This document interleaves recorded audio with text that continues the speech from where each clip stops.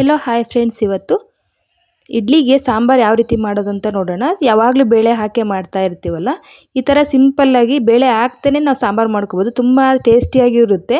ಒಂದೇ ಥರ ತಿನ್ನೋದಕ್ಕಿಂತ ಈ ಥರ ಡಿಫ್ರೆಂಟಾಗಿ ಮಾಡ್ಕೊಂಡು ತಿಂತಾ ಇದ್ರೆ ಟೇಸ್ಟು ಇರುತ್ತೆ ಅಲ್ವಾ. ಬನ್ನಿ ಯಾವ ರೀತಿ ಮಾಡೋದು ಅಂತ ನೋಡೋಣ. ಅದಕ್ಕಿಂತ ಮುಂಚೆ ನಮ್ಮ ಚಾನಲ್ ಇನ್ನೂ ಯಾರು ಸಬ್ಸ್ಕ್ರೈಬ್ ಮಾಡ್ಕೊಂಡಿಲ್ಲ, ಸಬ್ಸ್ಕ್ರೈಬ್ ಮಾಡ್ಕೊಂಡು ನೋಡಿ. ಇಲ್ಲಿ ನಾನು ಒಂದು 5 ಲೀಟ್ರ್ ಕುಕ್ಕರ್ ತೊಗೊಂಡು ಒಂದು ಬೆಳ್ಳುಳ್ಳಿ ಸುಲಿದು ಇದೇ ರೀತಿ ಹಾಕ್ಕೊಂಡಿದ್ದೀನಿ. ಒಂದು 4 ಹಸಿಮೆಣ್ಸಿಕಾಯಿ, ಒಂದು ಈರುಳ್ಳಿ, ಒಂದು ಸ್ವಲ್ಪ ಹುಣಸೆ ಹಣ್ಣು ನೋಡ್ಕೊಂಡು ಹುಳಿಗೆ ಎಷ್ಟು ಬೇಕು ಅಷ್ಟು ಹಾಕ್ಕೊಳ್ಳಿ. ಒಂದು 3-4 ಟೊಮೊಟೊ ಮತ್ತು ಸ್ವಲ್ಪ ಕೊತ್ತಂಬರಿ ಸೊಪ್ಪು ಹಾಕ್ಕೊಂಡಿದ್ದೀನಿ.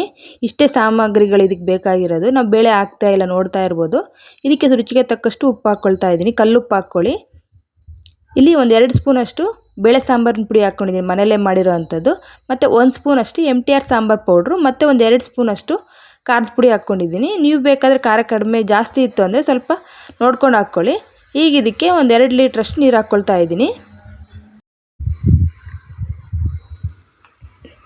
ನೀಟಾಗಿ ಇದನ್ನೆಲ್ಲ ಮಿಕ್ಸ್ ಮಾಡಬೇಕು. ಪೌಡ್ರ್ ಹಾಕಿರ್ತೀವಲ್ವ, ಸ್ವಲ್ಪ ಉಂಡೆ ಉಂಡೆ ಇರದೇ ಇರೋ ಥರ ಎಲ್ಲ ಮಿಕ್ಸ್ ಮಾಡ್ಕೊತಾ ಇದ್ದೀನಿ ನೀಟಾಗಿ. ಇದನ್ನು ಒಂದು 2 ವಿಜಿಲ್ ಕುಕ್ಕರಲ್ಲಿ ವಿಸಿಲ್ ಬರ್ಸ್ಕೋಬೇಕು ನಾವು. ಈ ಕಡೆ 2 ವಿಸಿಲ್ ಬಂದಿದೆ ಆಗಲೇ. ಇಲ್ಲಿ ಒಗ್ಗರಣೆ ಇಟ್ಕೊಂಡಿದ್ದೀನಿ, ವಿಸಿಲ್ ಬರ್ತಾ ಇದೆ. ನನಗೆ ಸ್ವಲ್ಪ ಮಕ್ಳಿಗೆ ಟೈಮ್ ಆಗಿರೋದ್ರಿಂದ ಬೇಗನೆ ಮಾಡ್ಕೊಳ್ತಾ ಇದ್ದೀನಿ. ಇಲ್ಲಿ ಒಂದು 2 ಸ್ಪೂನಷ್ಟು ಎಣ್ಣೆ ಹಾಕ್ಕೊಂಡು, ಸ್ವಲ್ಪ ಎಣ್ಣೆ ಸಾಕಾದ ನಂತರ ಸಾಸಿವೆ ಕಾಳು ಹಾಕಿ ಒಂದು 2 ಒಣಮೆಣ್ಸಿನ್ಕಾಯಿ ಹಾಕ್ಕೊಂಡಿದ್ದೀನಿ, ಬ್ಯಾಡಗೆ ಮೆಣಸಿನ್ಕಾಯಿ, ಒಂದು ಸ್ವಲ್ಪ ಕರ್ಬೇವಿನ ಸೊಪ್ಪು ಹಾಕಿದ್ದೀನಿ, ಒಂದು ಸ್ವಲ್ಪ ಈರುಳ್ಳಿ ಎಲ್ಲ ಸ್ವಲ್ಪ ಚೆನ್ನಾಗಿ ಫ್ರೈ ಆಗ್ತಾಯಿರಲಿ. ಸ್ವಲ್ಪ ಎಣ್ಣೆ ಜಾಸ್ತಿ ಆಗಿದೆ ಇದರಲ್ಲಿ, ನೀವು ಬೇಕಾದರೆ ಕಡಿಮೆ ಒಗ್ಗರಣೆ ಹಾಕ್ಕೊಳ್ಳಿ. ನೋಡಿ, ಎಲ್ಲ ಟೊಮೊಟೊ ಎಲ್ಲ ವಿಸಿಲ್ ತೆಗೆದಿನಲ್ಲ, ಈ ಥರ ಎಲ್ಲ ಆಗಿದೆ. ಈಗ ನೀವು ಬೇಕಾದ್ರೆ ಕೊತ್ತಂಬರಿ ಸೊಪ್ಪು ಸ್ವಲ್ಪ ಸಣ್ಣದಾಗಿ ಹಚ್ಚಿಟ್ಕೊಬೋದು.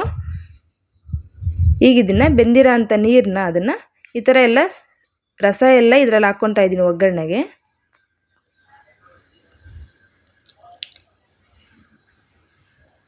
ನೀವು ಇದನ್ನು ಬೇಕಾದ್ರೆ ತಣ್ಣಗೆ ಮಾಡ್ಕೊಂಡು ಮಿಕ್ಸಿಗಾದ್ರೂ ಹಾಕ್ಕೋಬೋದು. ನಾನು ಈ ಥರ ಸ್ಮ್ಯಾಶರ್ ಇರೋದು, ಸ್ಮ್ಯಾಶರಲ್ಲೇ ಇದು ಮಾಡ್ಕೊತೀನಿ ನಾನು. ಈ ಥರ ರಸ ಎಲ್ಲ ಬಗ್ಸ್ಕೊಂಡವಲ್ಲ, ಅಷ್ಟರಲ್ಲೂ ಪಕ್ಕದಲ್ಲಿ ಅದು ಕುದೀತಾ ಇರುತ್ತೆ. ಅಷ್ಟರಲ್ಲಿ ಈ ಕಡೆ ನಾವು ಇದನ್ನೆಲ್ಲ ಸ್ಮ್ಯಾಶ್ ಮಾಡ್ಕೊತಾ ಇದ್ದೀನಿ. ಟೊಮೊಟೊ ಎಲ್ಲ ನೀಟಾಗಿ ಸ್ಮ್ಯಾಶ್ ಆಗಬೇಕು. ಅದು ಹೇಳ್ತೀನಿ, ತುಂಬ ಅಂದರೆ ತುಂಬ ಚೆನ್ನಾಗಿರುತ್ತೆ, ಡಿಫ್ರೆಂಟಾಗಿರುತ್ತೆ ಸಾಂಬಾರು. ನಾವು ಅನ್ನಕ್ಕೆ ಸಹ ಯೂಸ್ ಮಾಡ್ಕೋಬೋದು, ರಸಮ್ ಥರ ಇರುತ್ತೆ ಇದು. ನೀವು ಒಮ್ಮೆ ಬೇಕಾದ್ರೆ ಟ್ರೈ ಮಾಡಿ ನೋಡಿ. ಅದನ್ನೇ ಇವಾಗೆಲ್ಲ ಇದು ಮಾಡ್ಕೊಂಡಿದ್ನಲ್ವ, ಸ್ಮ್ಯಾಶ್ ಮಾಡಿರೋಂಥದ್ದನ್ನ ಇದಕ್ಕೆ ಹಾಕಿ ಚೆನ್ನಾಗಿ ಮಿಕ್ಸ್ ಮಾಡ್ಕೊತಾ ಇದ್ದೀನಿ. ಬೇಗನೂ ಆಗುತ್ತೆ ಸಾಂಬಾರು ಇದು. ಇಡ್ಲಿಗೂ ಚೆನ್ನಾಗಿರುತ್ತೆ, ವಡೆಗೂ ಚೆನ್ನಾಗಿರುತ್ತೆ. ನಿಮ್ಗೆ ಎಷ್ಟು ಬೇಕೋ ಅಷ್ಟು ಕನ್ಸಿಸ್ಟೆನ್ಸಿ ನೋಡಿಕೊಂಡು ನೀರು ಹಾಕ್ಕೊಳ್ಳಿ.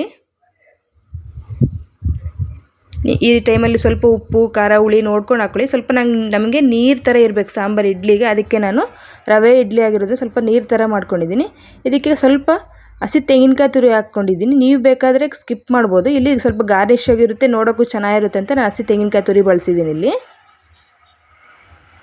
ಎಲ್ಲ ಈ ಥರ ನೀಟಾಗಿ ಮಿಕ್ಸ್ ಮಾಡ್ಕೊತಾ ಇದ್ದೀನಿ. ಇದು ಒಂದು ಕುದಿ ಬಂದುಬಿಟ್ರೆ ಸಾಕು, ಯಾಕಂದರೆ ಆಗಲೇ ಎಲ್ಲ ಸ್ಮ್ಯಾಶ್ ಆಗೆಲ್ಲ ಕುದ್ದಿರುತ್ತಲ್ವ. ಈ ಕಡೆ ಮಕ್ಕಳಿಗೆಲ್ಲ ಆಗಲೇ ಲಂಚ್ ಬಾಕ್ಸ್ ಕಳಿಸಿ ಈಗ ಇದು ವಿಡಿಯೋ ಮಾಡ್ಕೊತಾ ಇದ್ದೀನಿ, ಟೈಮ್ ಆಗಲಿಲ್ಲ ಅಂತಂದು. ನೋಡಿ ಎಷ್ಟು ಚೆನ್ನಾಗಾಗಿದೆ ಸಾಂಬಾರು. ನಮ್ಮ ಏನು ರುಬ್ಬದೇನೆ ಈ ಥರ ಮಾಡ್ಕೊಂಡ್ರೆ ಎಷ್ಟು ಚೆನ್ನಾಗಿರುತ್ತೆ. ಇಲ್ಲಿ ನಾನು ರವೆ ಇಡ್ಲಿ ಆಗಿರೋದು ಸ್ವಲ್ಪ ಈ ಥರ ಸಾಂಬಾರು ಮುಳುಗೋವಂಗೆ ಹಾಕ್ತಾಯಿದ್ದೀನಿ. ತುಂಬ ಅಂದರೆ ತುಂಬ ಚೆನ್ನಾಗಿರುತ್ತೆ ಫ್ರೆಂಡ್ಸ್. ನೀವು ಒಮ್ಮೆ ಟ್ರೈ ಮಾಡಿ, ಹೇಗೆ ಬಂತು ಅಂತ ಕಾಮೆಂಟ್ ಮಾಡಿ. ಮತ್ತು ನಮ್ಮ ಚಾನಲ್ ಸಬ್ಸ್ಕ್ರೈಬ್ ಮಾಡಿ ಹಾಗೂ ಒಂದು ಲೈಕ್ ಮಾಡಿ. ಆದಷ್ಟು ನಮ್ಮ ವಿಡಿಯೋ ಶೇರ್ ಮಾಡಿ ಫ್ರೆಂಡ್ಸ್ಗೆ, ಫ್ಯಾಮಿಲಿಗೆ.